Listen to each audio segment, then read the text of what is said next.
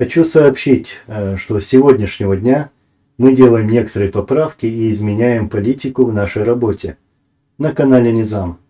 А точнее, улучшаем эту работу и модернизируемся.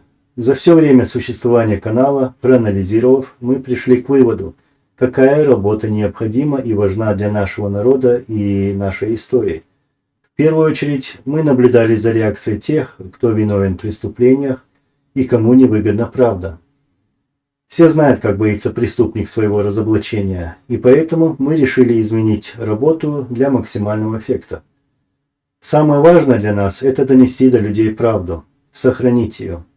Это и является нашей работой – сохранить, анализировать и распространять правду, только фактами. Считаем, что в это тяжелое для чеченского народа время каждый из нас должен быть заинтересован в сохранении правды. Помните, как всю нашу историю недоброжелатели, а точнее убийцы нашего народа, уничтожали, сжигали, изменяли нашу историю. И все это происходило во время насильственного выселения с наших родных земель и во время войн. Сегодня другое время, и мы будем противостоять их хитрой и подлой информационной войне. Потомки узнают, кто убивал наш народ веками, кто является героем и кто является врагом и предателем нашего народа.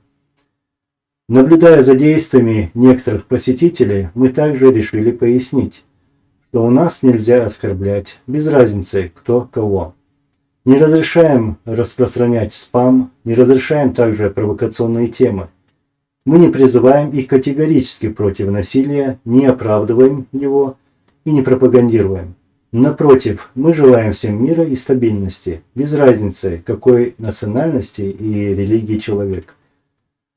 А также мы благодарим тех, кто помогал нам советом, выделенным для общения с нами драгоценным временем, материалами, средствами, подпиской на канал и продвижением контента.